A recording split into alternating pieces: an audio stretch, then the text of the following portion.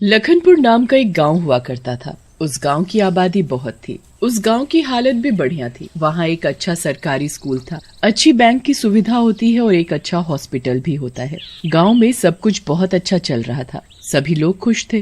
किसान की फसल भी बहुत अच्छी उग रही थी। बारिश भी सही मात्रा में हो रही थी। गाँव के लोग भी एक दूसरे के साथ अच्छे से पेश आते थे। गाँव के लोगों में बहुत एकता थी। गाँव में जितनी भी समस्याएं आई थी, सभी का गांव वालों ने एक साथ सामना किया था।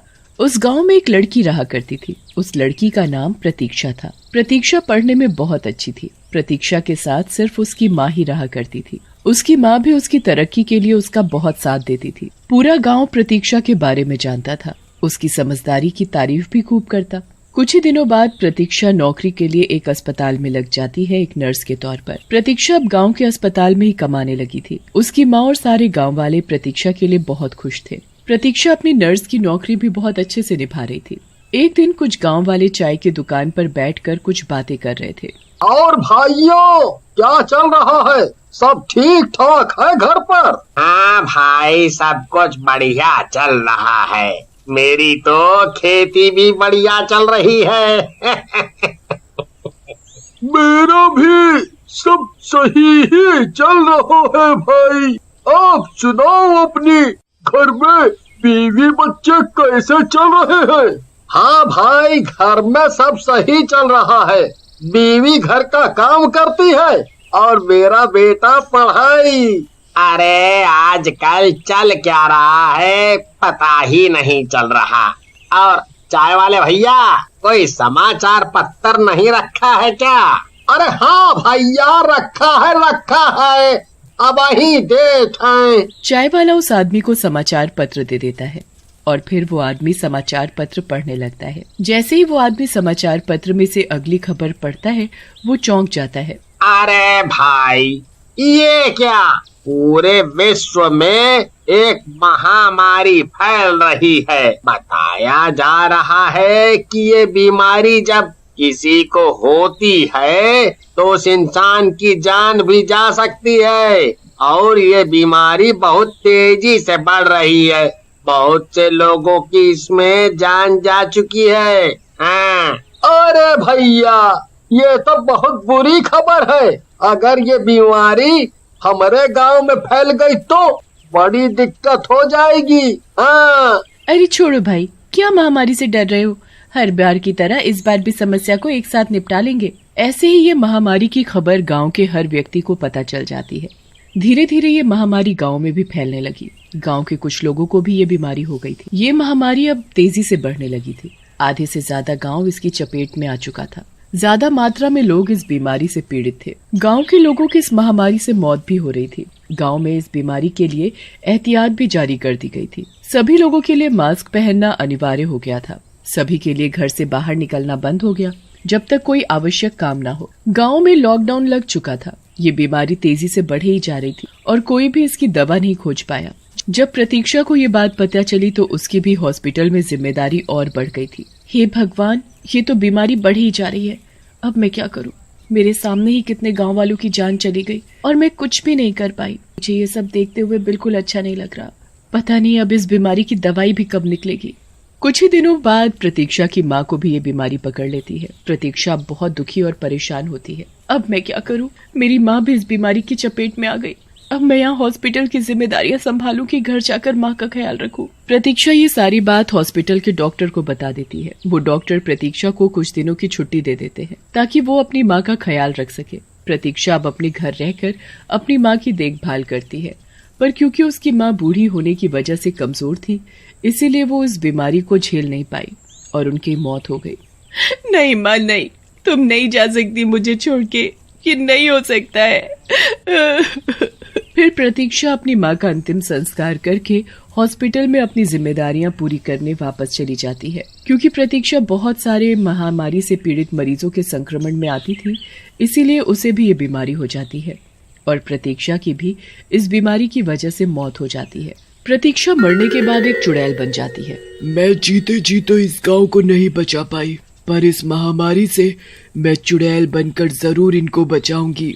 फिर चुड़ैल उसी गांव के जंगल में भटकने लगती है।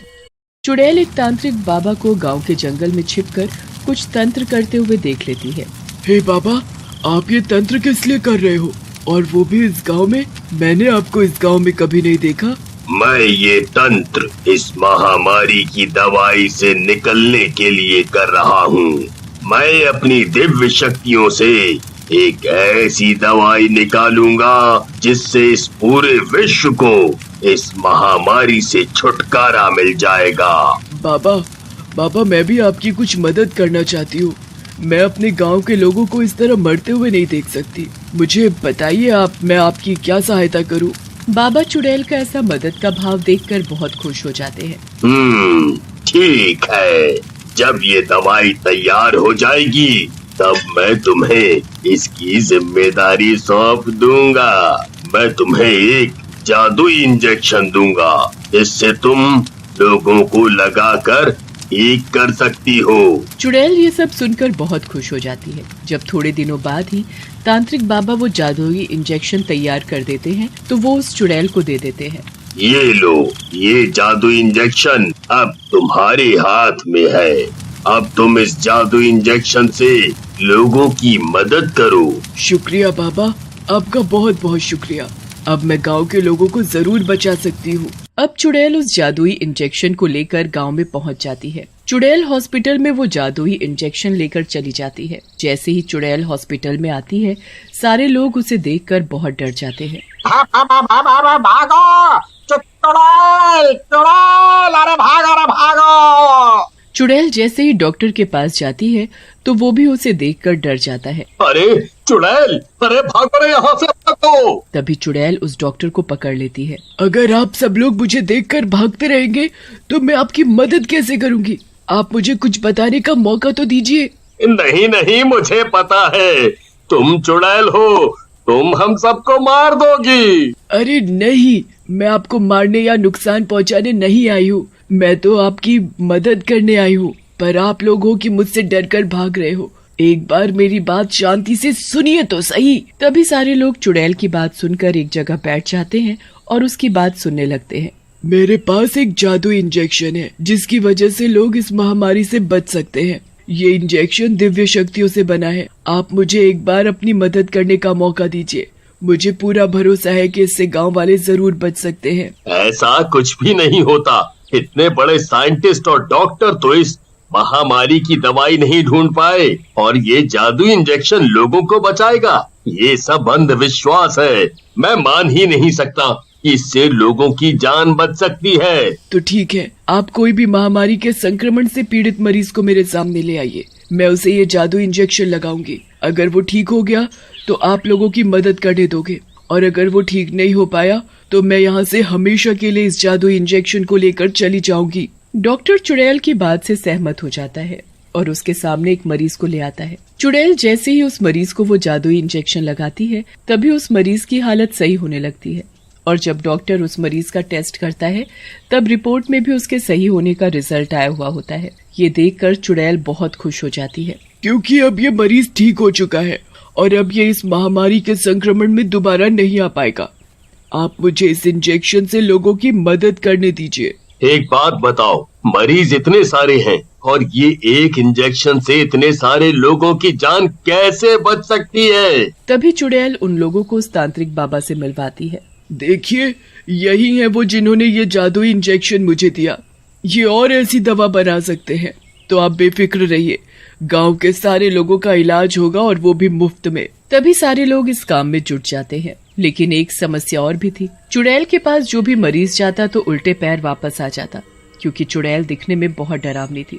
डॉक्टर, अगर ऐसे लोग मुझे देखकर डरकर भागते रहेंगे तो मैं उन्हें दवाई कैसे लगाऊंगी? इससे तो गांव वाले कभी इस महामारी से बच नहीं पाएंगे। अरे आप चिंता क्यों करती हैं? इस समस्या का भी एक हल है। आप नर्स के कपड़े पहन लीजिए और अपने चेहरे पर एक मास्क लगा लीजिए, जिससे लोग आपका चेहरा नहीं देख सकेंगे। तो डरेंगे कैसे? हाँ, ये बढ़िया हल है। फिर चुड़ैल नर्स के कपड़े और एक मास्क लगा लेती है। अब लोग आराम से वो जादुई इंजेक्शन लगाकर ठीक हो रहे थे। देखते ही देखते गांव के सारे लोगों का इलाज हो जाता है और सारा गांव एकदम ठीक हो जाता है। सारा गांव उस चुड़ैल का बहुत शुक्रिया अदा करता है